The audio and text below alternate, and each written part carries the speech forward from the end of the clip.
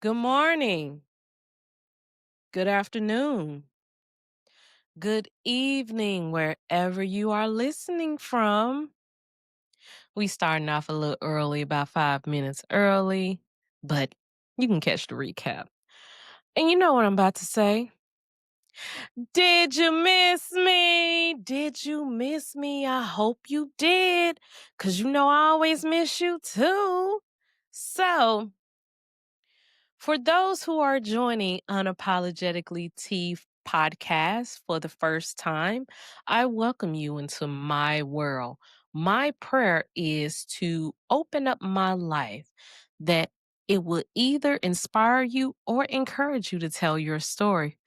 And you know how our preacher say you could have been it. You could have listened to any podcast, but I'm glad you decided to kick it with me on this Thursday evening. And also for those who's been rocking with me for the last 4 years, you know, I always appreciate your support. You can find me on Spotify on the Unapologetically Tee Podcast, Apple, and also my YouTube page right now. And if you can't get enough of me, you can actually find me. I do have a fan page, which is Unapologetically Tee Podcast on Facebook. Now, I got some church announcements. For those that don't know, if you're living in the Memphis area, you know, with the economy being upside down, around and around, a lot of people losing their jobs and not able to afford a basic Thanksgiving dinner. There are some food pantries open. My homegirl Ruth, she got some, and I'm gonna share it. That's only if you're in the Memphis area. Give me 1 second. Huh. Okay, there I go.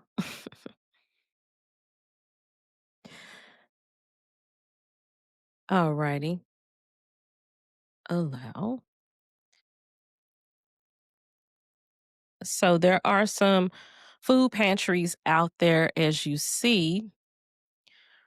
There's going to be one on the 21st of November. At if you're in the Orange Mound area, that's in Memphis, Tennessee, between the hours of 10 a.m. and 1 p.m. That is Friday. That is actually tomorrow, between the hours of 10 a.m. and 1 p.m.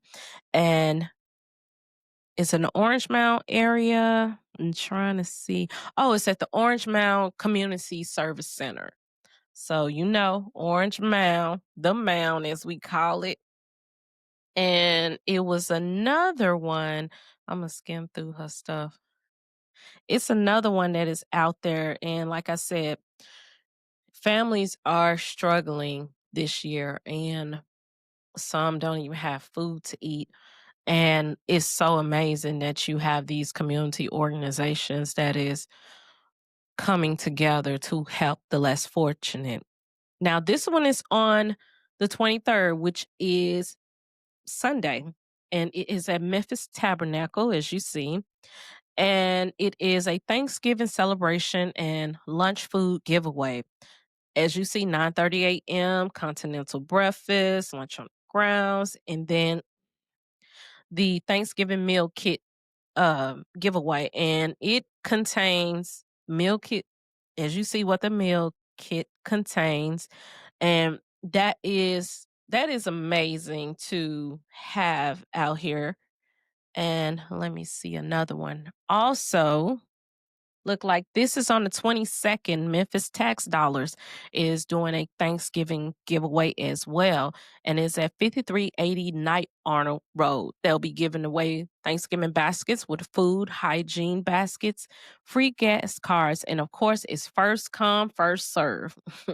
So definitely, if you are in need, please tell someone. If you are in need, if you are in need, don't be too proud. Pride kills. So, of course, the Paper Route Empire, rest in peace, Dolph, been 4 years. They're doing a annual turkey giveaway. Oh, my bad. That was today. So adhere to all these announcements, but definitely, and also if you're not in Memphis, if you are in different cities or states, uh, definitely, definitely, don't be too proud to get help because we all need help. We're literally one paycheck away from being homeless, but that's for another story, another time. Now, I got some birthday shout outs since it's Scorpio season. So I like to wish a happy birthday to the following: my LVG divas, Misha and Sinitria, my friend Dwayne, and the beauty named Tiffany Michelle. Also, today, stand up on your feet for the king of petty, my brother, Kenny McCaster. His birthday is today. So show him some love. And my girl, Sandy, as well. And also my hairstylist, Maurice, the hair god. A lot of Scorpios, but I love them. And last is definitely not least, the greatest, my friend that has been my friend for 22 years, my dear friend, Michael Hewlett, AKA some dude named Mike. He was in my podcast a couple years ago. And happy birthday, friend, and also patience. So we're going to get right into it. This is the last installation of my series of the evolution of tea. If you have not gotten caught up with the previous episodes, please do. They are available on my YouTube channel. And I talk about my elementary school, I talk about middle school, and even my high school. This is part 2 of the Haven Chronicles. And before I get into this episode, we have lost some ROTC tigers. And one thing's for sure, I think it's an African proverb that says, as long as you say they name, they spirit will never die. And I would like to take a moment for my homegirls, Crystal Nicole, and my homegirl, Candace Green, and all the other fallen tigers of Whitehaven JROTC. We're going to take a quick moment of silence.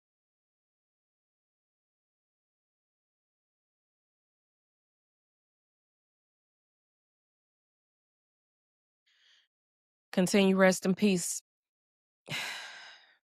So today's title is Who Run It? If you not from Memphis, Who Run It is a 3-6 Mafia song. Who Run It? Who Run It? Yeah.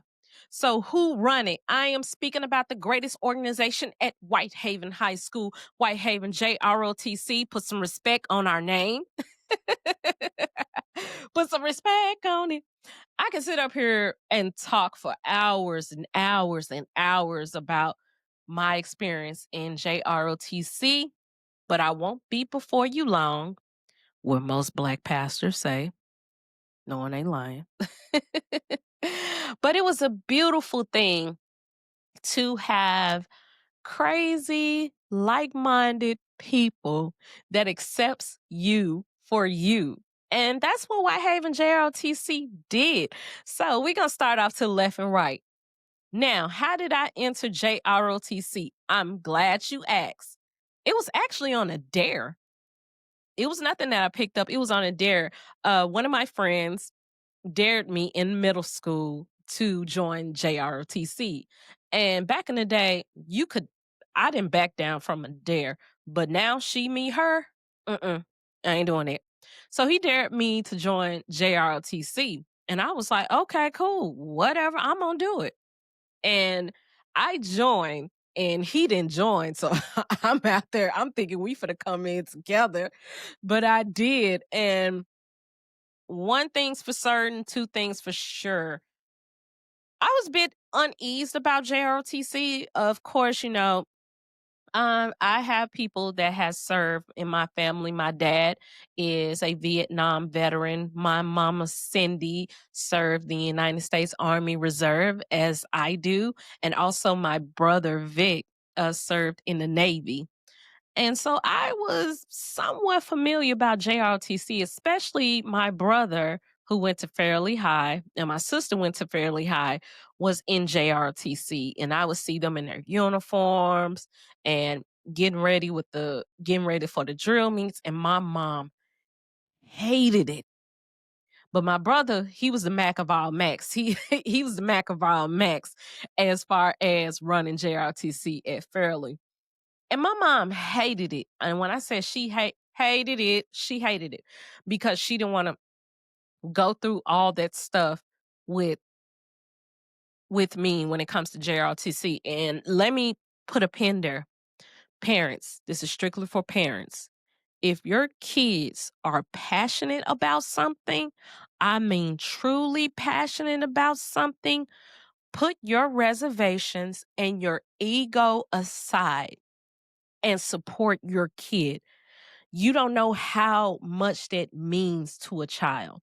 So whether if they want to do something in drawing or coding or AI or want to be in a basketball team, football team, cheerleader, whatever, and you like, I don't think they should do that, still support them. Support them because you never know. That may turn into a passion. And for me, my mom didn't support me being in JRTC. My mom Cindy did, but my mom didn't. And she was like, I didn't want you to be in JRTC. Well, I couldn't necessarily find a group that I could mess with. I tried choir.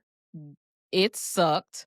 Um, I didn't want to go on cheerleading or pom pom or majorette because I had a bit of a temper. And at some point in time, I was going to punch somebody in the face. But she did not like it, which pushed me further to say, all right, because I was a rebellious person. All right, cool. I'm going to do this. But yeah, my mom hated JROTC. The first day of JROTC at Whitehaven High School. Now, they had a whole building. Like we was that deep where we had a whole building, classrooms, whatever. My first day, I was nervous as hell. I'm walking in, I see all these different kids in the classrooms, and two guys came up to me. I'm not going to say their name, and they said that they was part of the welcoming committee. And I'm like, really? The welcoming committee? And I'm just looking around. I'm looking around. I'm like, oh my gosh, I'm not going to fit in here. And then I heard, I'm not going to try to tear up. I hear someone say, Tay Tay, Tay Tay. Now, if you haven't seen my previous episodes, back then, if you went to Lakeview or stayed in Lakeview Gardens or you went to Jeter or you was a part of my family, they called me TT. In fact, I have that on my Leatherman jacket from Whitehaven High. It's TT for those who remember. So I look around and I see my homegirl Candace, and I can remember it like it was yesterday.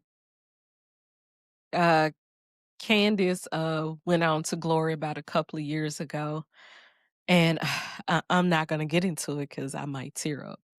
And I'm like, okay, that's my homegirl. Okay, that's what's up. Because I joined in ninth grade, and then I met another guy that went to church with me. And then, of course, I saw my homegirl pre, and me and her both went to Jeter together. So it was like when we saw each other, we was like, so I'm like, okay, I can vibe with this group. Okay, I got some folks that know me. And it was really no judgment towards me. If it was judgment, I didn't pay attention to the shit. And I was like, okay, I can get with these like minded individuals. Now, here is some inside scoop. I didn't expect to be in ROTC. I was going to do 1 year for ROTC and that's it. Because I'm like, it's something that my mom didn't want me to do, but I end up doing all 4 years, freshman, sophomore, junior, senior. And I'm like, these are some folks I can vibe with. This is my own community. This is what I've been looking for at Whitehaven High. Okay, I can deal with the rest of the 4 years because I got a squad with me. Now, as I say, we was the greatest organization, Judge Mammy. ROTC versus the band, the Sounds of Perfection. We were the two biggest organizations on campus. Either you was in ROTC or you was in band. And trust me, it was definitely some tension. There was some people that were in the band that was in ROTC, and they were few and far between. Oh shoot. Let me take me a sip right fast. This is beer because it's celebration. So it was definitely some tension because both of us had like literally, if not the same amount of students or equal to that were a part of each organization. So Whitehaven High, I'm gonna tell y'all like this, classmates, fight your mammy. The two biggest organization was band and JROTC that run Whitehaven High School. Those were two biggest organization was band and JROTC. So my first freshman year, I joined the color guard. And the color guard was headed by this guy. I won't say his name, but y'all gonna know who he is if you went to Whitehaven. He had a permanent stick up his ass and he got on my nerves. So the color guard was the if you ever seen these uniform students that post the colors and while the person sings the national anthem. Yeah, we was the color guard. My first day, I met two people. It was two guys, and I'm sure they have no problem of me saying their names. One was Terrence, and the other one was Anthony. We were a part of the color guard. And the next person that I met, which was a girl, her name was Dominique. Y'all know who she is. And I could see this memory. We was about to practice and she had on this Tommy Hilfiger stuff and she jumped the fence. When she tried to jump the fence, I did. And, she was like, I'm not gonna do this. But we end up still, we developed a close friendship. And we're still friends to this day. Like I could get on the phone with her and we could talk for hours like nothing happened, like nothing, just we just pick up. And me and Dominique, we posted the colors, and me and Dominique, I've heard this before, but we were the Pam and Gina of ROTC. You can guess who was Pam. We was the Pam and Gina of ROTC. When it came to ROTC, if you saw her, you saw me. And if you saw me, you saw her. Like we was tag team back again. Um, so we used to post the colors.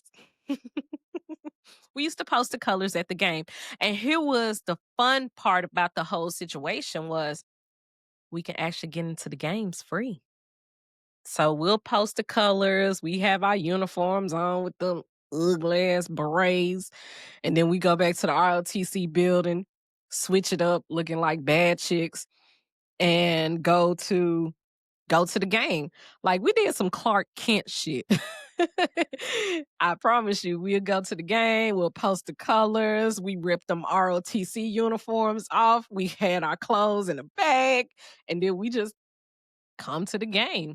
And me and Dominique, and like I said, I'm not gonna go through all the stories because I don't want to embarrass her, but meeting her, I was like, at first, I'm thinking, okay, me and this chick ain't gonna vibe, because I went to Jeter, she went to Haven View, and in my mind back then, I thought she were prettier than me, and I'm like, me and this chick is not finna vibe, and we end up vibing, and we still vibe to this day, like.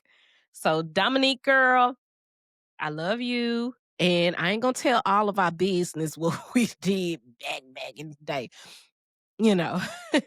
But I was able to vibe with her. And not only I was able to vibe with her, I told you about my girl Pre.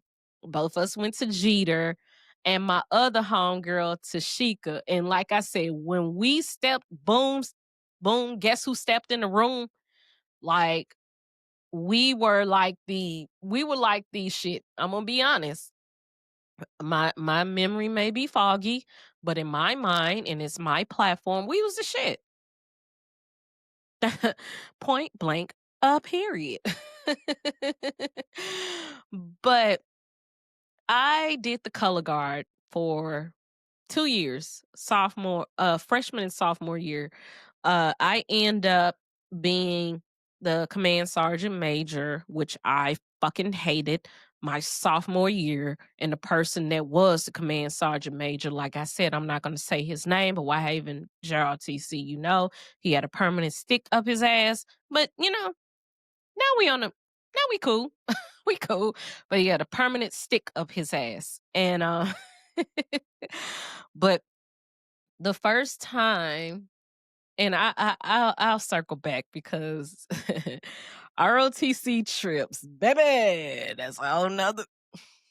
Mm, I got to take a sip on this.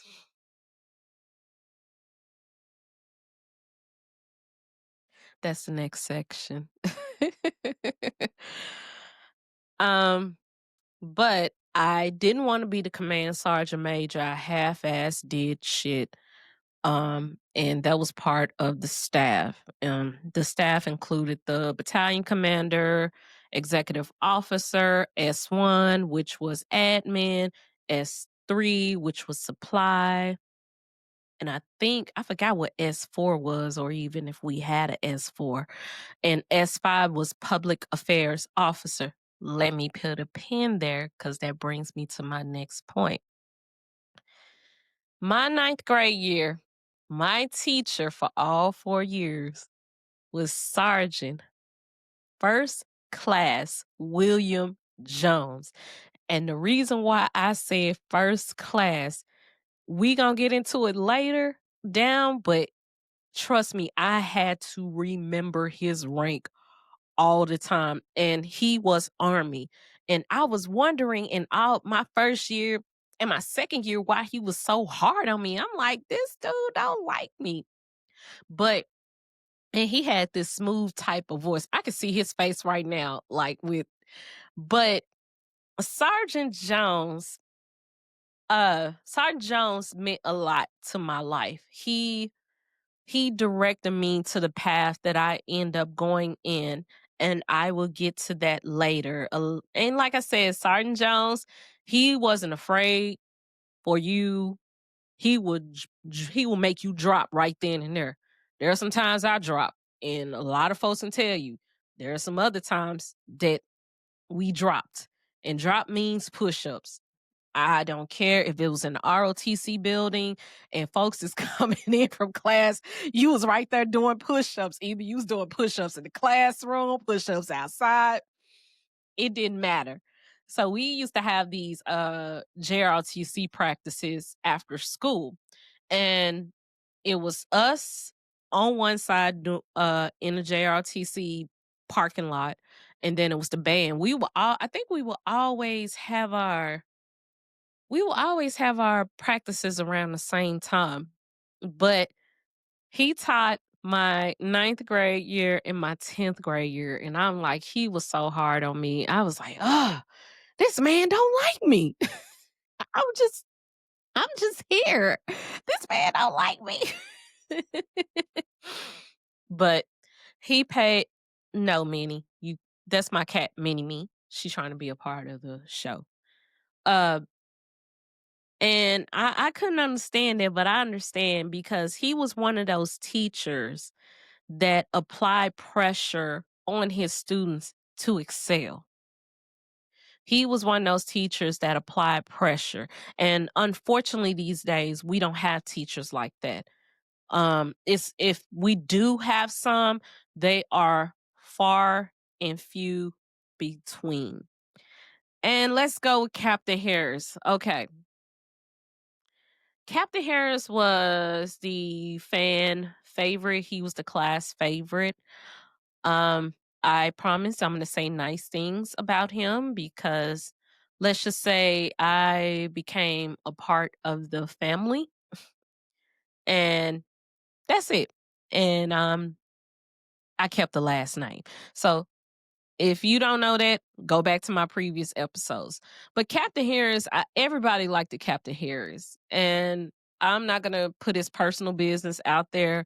It's pretty much already known. But he was a good teacher as well. I ain't gonna say the other stuff. I said I was gonna say nice, positive things. I ain't gonna. But y'all know, Whitehaven, y'all know. And he had us sing this stupid song cadence. I wish I was an Oscar Mayer wiener. That would mean a lot to me if I was an Oscar Mayer wiener. Everyone, whatever. But everybody loved Captain Harris. Even when I entered the family, they will always ask me 3 questions. How is baby girl, which is my daughter Amari, and how's Captain Harris? If I had $1 for every time somebody asked me how Captain Harris is or what's he doing, I would pay off my car. I could pay off my car. That's how beloved he was to students. And that's all I'm gonna say about it. He was a good teacher. See, I'm being positive. I ain't saying nothing negative. But if you know, you know. And I ain't saying nothing else. All righty. Y'all ready for this? The G16 classified ROTC trips.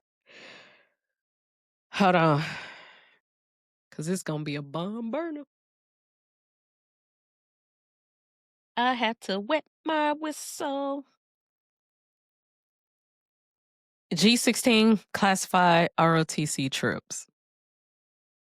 2 trips. It was always one trip we would always go is Montgomery, Alabama for a drill meet. And we were the only school out of Memphis, Tennessee that competed. I don't know how they found out about this drill meet, but the first year I went, now need I mind you, in high school, I didn't take no out of town trips. Here's where the rebellious side came in. The rebellious side came in during 10th grade when I was the command sergeant major and I had to compete. And I had to tell my mom, I really got to compete. I got to go out of town. So she couldn't twist my arm on it, but she was mad as hell. So as I said, during my 10th grade year, I was dating someone. But this guy enters the chat and he gave me butterflies. Trust me. And as I say, if you was in ROTC, if you know, you know. He gave me butterflies, but our connection, I don't know how the hell it happened. I think it happened on that trip.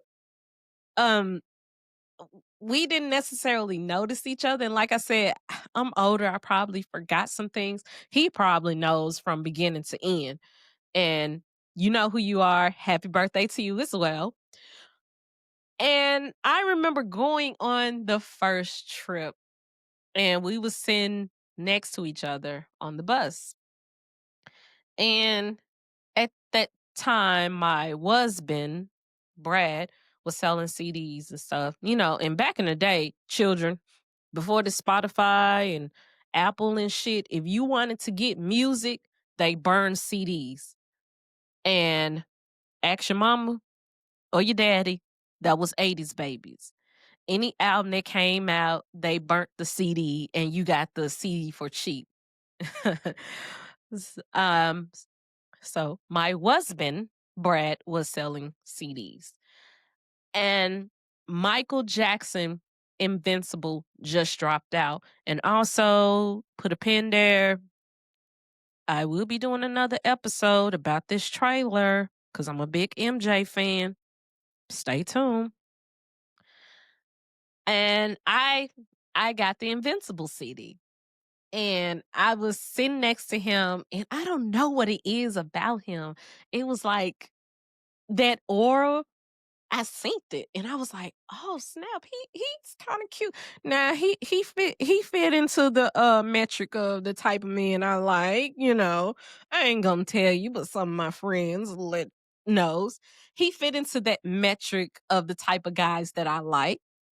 And I was sitting next to him, and we're just talking. I forgot what the hell we was talking about. And I put my headphones in, and I had an actual CD player, like actual folks, an actual CD player. And I popped the CD in, and I'm like, I'm really feeling him. So I'm going through the songs, and then this song stuck out. And the song was, I just wanna touch and kiss. Said I wish that I could be with you tonight. You give me butterflies inside, and I'm a retired singer. Uh, but I was listening to it over and over and over again because I was trying to figure out what I can say to him. Now, here's my ancient moment. My ancient moment was I like this guy, but I was in a whole nother relationship because I had the thing of I got to keep an ace in the hole because I didn't want to be hurt. Like I saw my mom get hurt. So if this guy fell through, then I got an ace in the hole. Not not the case anymore. I done gave up the narcotic of an ace in the hole. But I I remember we get to we get to Montgomery, Alabama, and the first thing that we did, in fact, I wish I had the picture. Let me see if I could pull up this picture of us going to Montgomery. But the first thing that we did was we went to the church bombing, um, where the 4 little girls were bombed. And yep, I found a picture. Let me go ahead and share it. Yep. Now, I'm gonna put this picture up right here.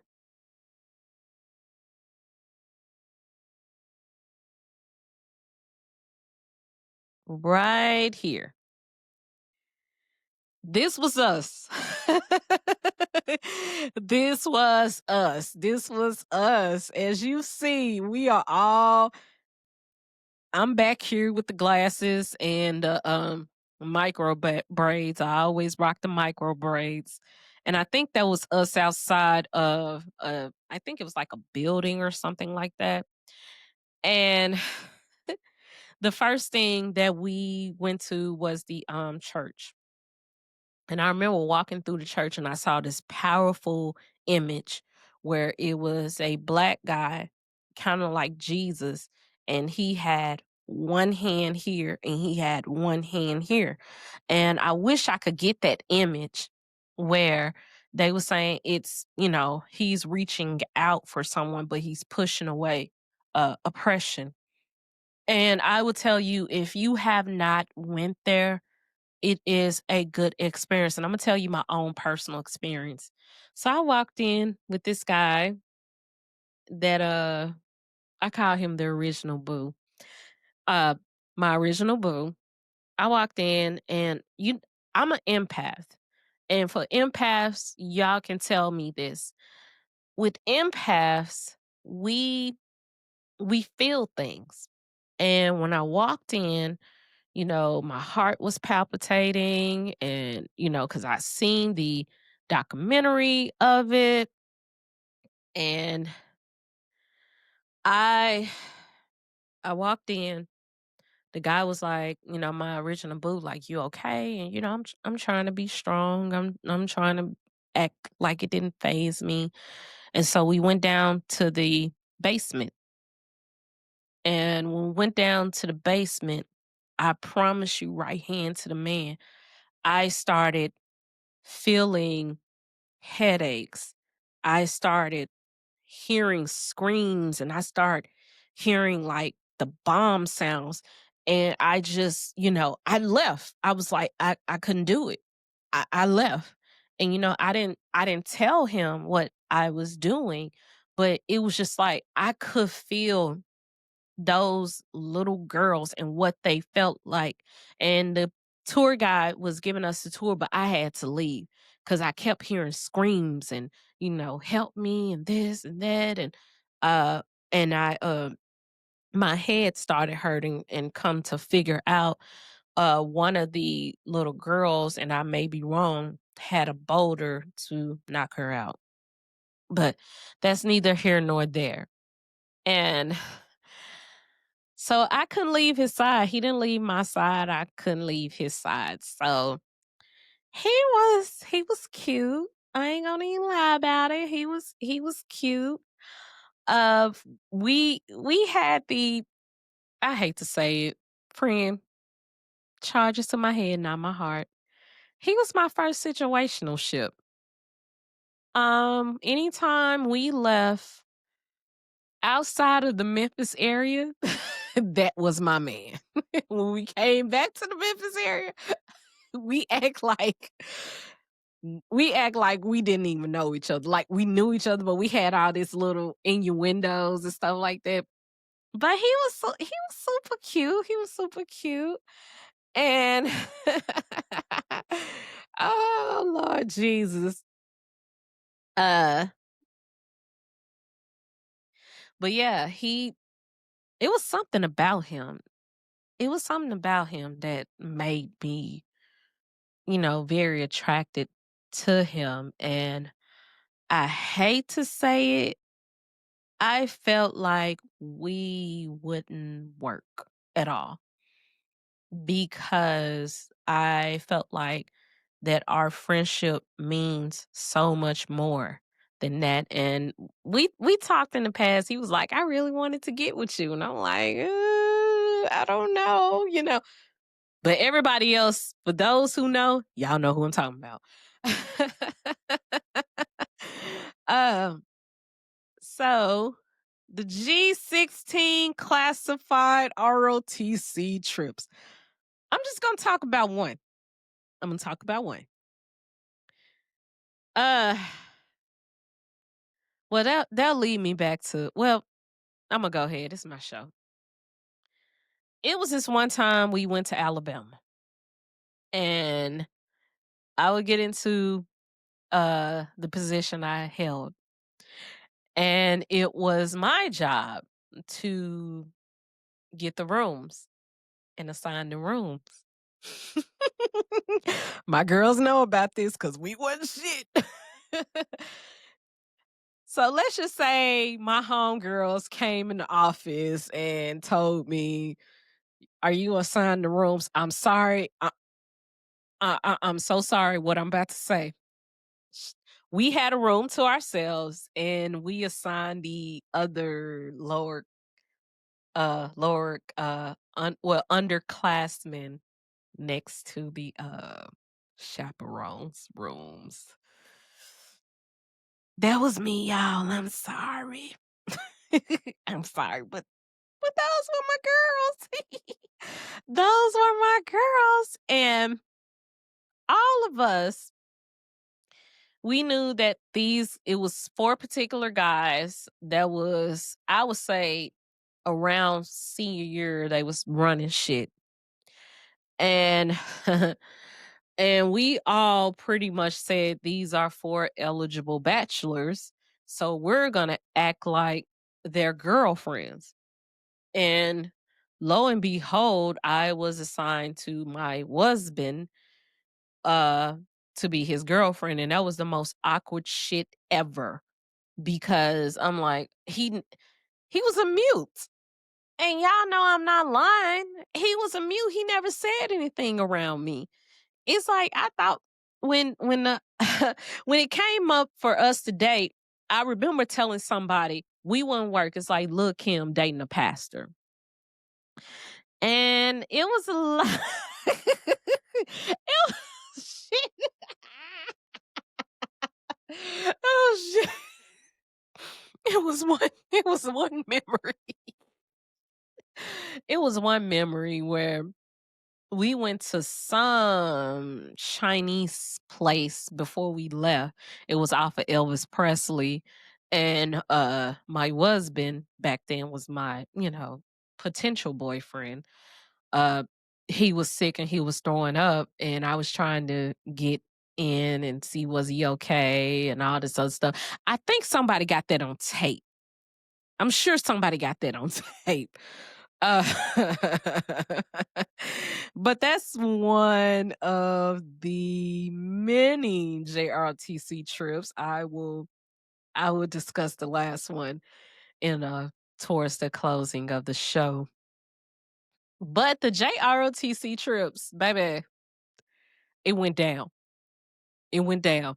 And I want to say, whoo, thank you, Lord, we didn't have social media. Woo! When I tell you we didn't have social media, oh my God, we did not have social media. Because I promise you, the shit that went down on that bus. G16 classified. So let me go ahead because I am about to wrap it up. Finding my voice in an unlikely passion. As I told you before, I was the command sergeant major my sophomore year. And each year it came up for positions. And I was going through the rule book and I'm like, okay. And I saw S5, which was public affairs officer. And they said they're supposed to plan trips, make sure certain, you know, materials as far as permission slips. And I can't go over it. So basically, I went to Sergeant Jones and I said, hey, I actually want to be a public affairs officer. I really think I could do this because I studied it and I had to go through an interview and I was luckily picked. Now, I thought this was going to be an easy job. According to Sergeant Jones and Captain Harris, that was not an easy job. My first job was planning the Alabama trip. And this is exactly how they would come into the ROTC office like this. Hey, we got to go to Alabama. Do it.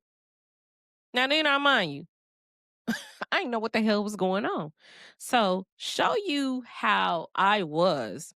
Not only I had to plan the trip, I had to talk to bus companies to get a cheaper price. I had to get permission slips out. I had to get the itinerary together. I had to pick hotels. Like in my 11th grade year, I had to do all that.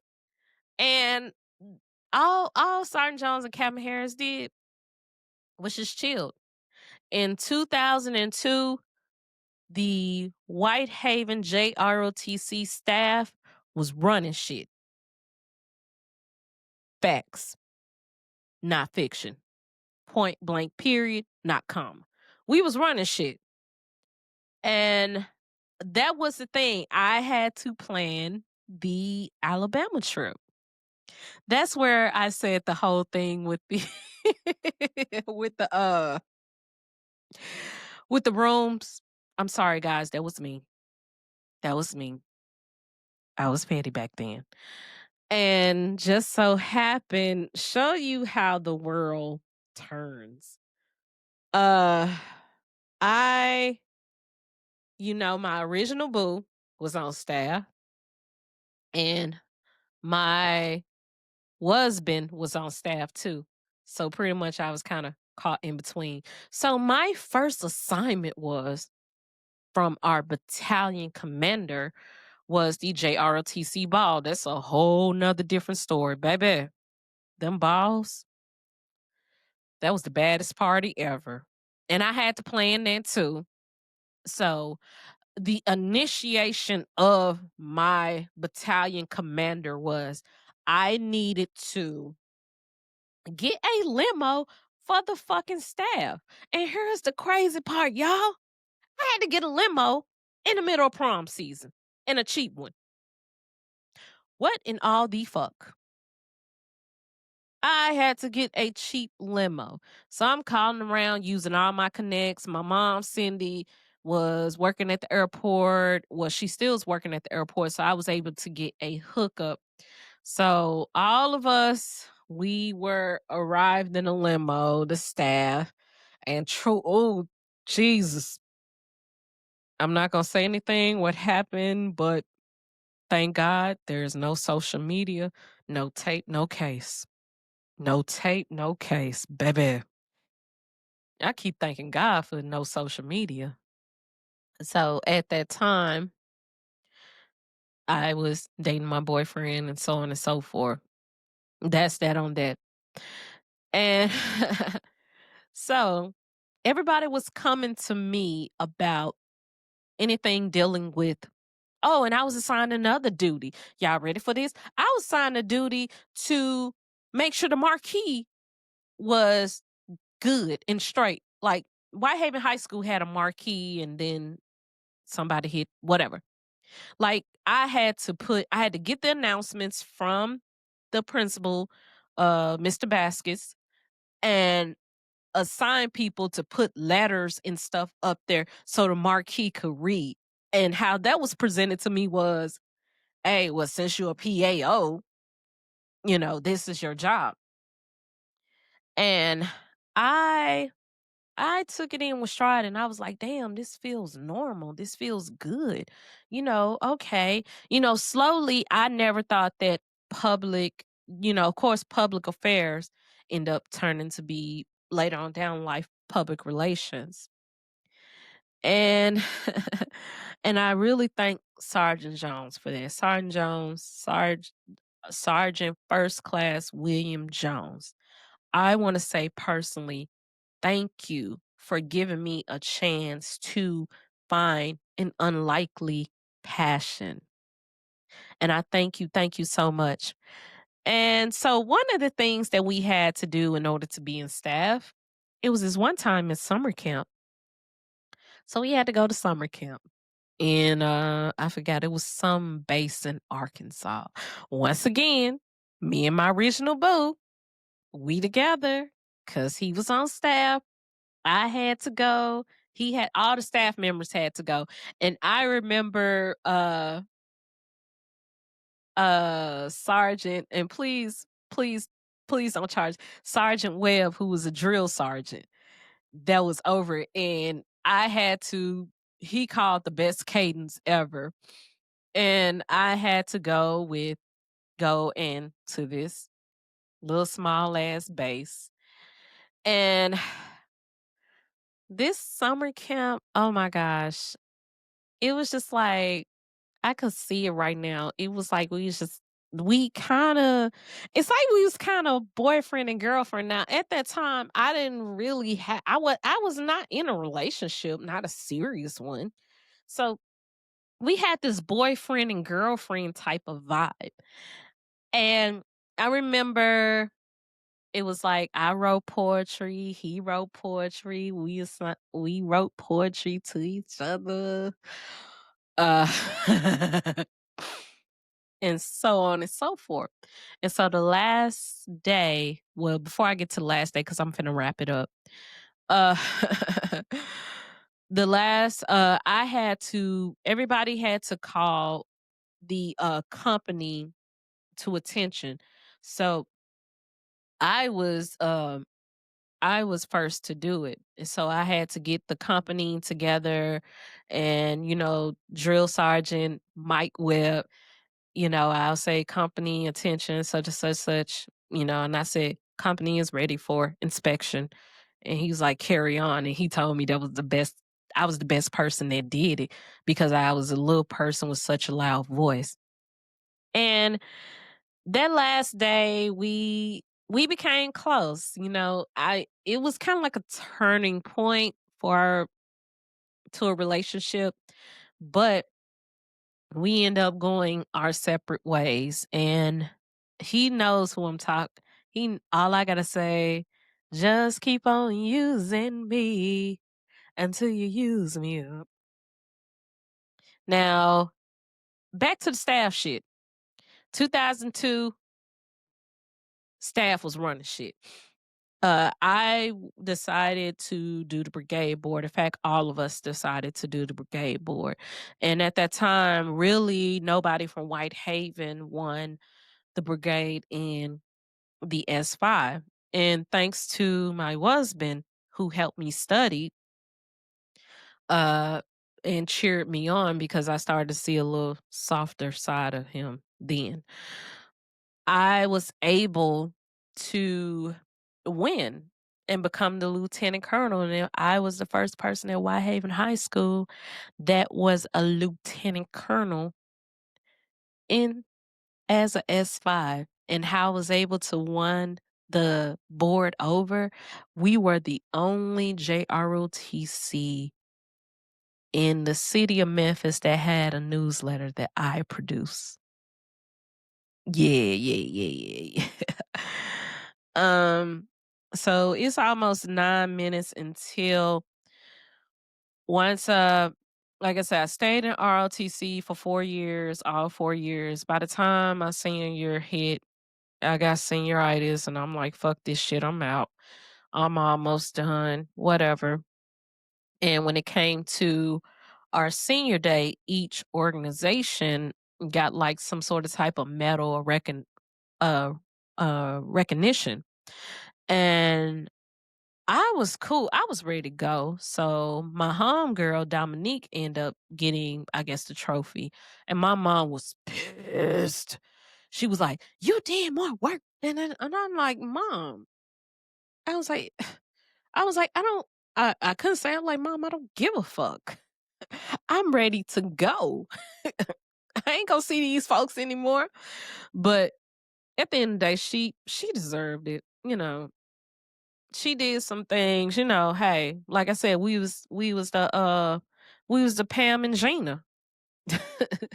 And then I've been told we was like the two finest girls at Whitehaven. Maybe it was some folks that was trying to get in our drawers. But so it was on to the next one. And the crazy part about the whole situation was everybody that joined JRTC, we vowed we wasn't going into the military. And I shit you not, each and every one of us went to the military, with the exception of a few. All of us went to the military, myself included. And so let's see what Angela says. Angela says 8:49. um, so in the end, I was able to find a safe haven with these people in JRTC. I could be myself. I didn't have to put on or dress up or, you know, be this pretty girl. They know I was going to come in with my Timberlands and, my FUBU and, be the home girl, be the home girl. I didn't have to code switch with my JROTC family. I did not have to code switch. And I say this to say that it is so important when you are in high school to find your tribe, because your tribe makes the next 3 years so easy. You don't feel like an outsider. And I'm not the only one that found my tribe. That was my tribe. And to this day, I love them and I appreciate them. And of course, We might have a reunion. I don't know. It falls in my lap. A S5 work is never done. So it falls in my lap. And hopefully we'll be able to get a reunion together where we can sit back and reflect. And who knows, I might broadcast live from there. But I I appreciate each and every one of you. Once again, Sergeant Jones, Captain Harris, thank you. Especially Sergeant Jones. Thank you so very much. I can't tell you enough that you are the teacher that helped me find my passion in public relations. As you see, bam, communication and fine arts. And then I went on to help with the nonprofit organization, but that's another day, another time. So here is a story, and I'm going to end it. This story is once again a JROTC trip. It was a trip to Atlanta, Georgia. And at that time, once again, I'm not in a relationship. Me and original boo, we went this way. Like I said, I didn't want to date him because I didn't want to mess up our friendship. And at that time, I was trying to get with one of the guys that I went to school with that, lived in the same neighborhood, and he was bullshitting with his life. And I was approached to go to Atlanta by an unlikely person that said, "Hey, you need to have some fun." I'm like, "Hold on, wait a minute. You telling me I need to have some fun? Who are you?" And go to Atlanta. And I remember playing Sunny Days. Everybody loves them. Tell me, baby, can you stand the rain? I played Can You Stand the Rain? And I asked God, I was like, okay, if it's meant for someone to be in my life, let this person be in my life.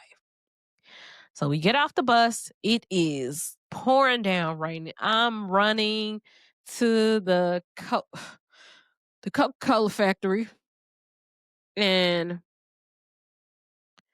I saw my boyfriend that turned into my husband, that's now my husband, walking, and I clinged on tight to him, and I saw a different side of him, and it was so much shit going on. First and foremost, one of the guys who was the XO, he was we was at the Coca-Cola factory, and I think he got the picture of it. And if you do, oh, he said they was all standing around and said, "Hey, you need to try the Beverly." So once again, girl that was daring. Once again, I'm like, "Yeah, I'm gonna try it. I'm gonna try it. I'm gonna try it." It was the nastiest shit ever. I think it was like from Germany. And I think I was spitting it out, and I think he took the picture of it. And I think he still got that picture. Hopefully he doesn't. And there was some Sky Vodka involved. um Me and my original boo almost got it popping off, but we didn't. And in a nutshell, I end up, approaching my husband, and I told him how I felt, but I turned away and so on and so forth. So, what happened? Get together, married, divorce. And I am going to close this out, but I want to tell my Whitehaven JROTC family that I love you so very much. I thank you for accepting me more than anything. And most importantly, I want to definitely not forget our falling tigers of Whitehaven JROTC. And I love y'all so, so very much. And once again, you know what I'm about to say. You, yes, you You have the right to tell your story. Don't give anyone the right to tell it for you. Peace and blessings.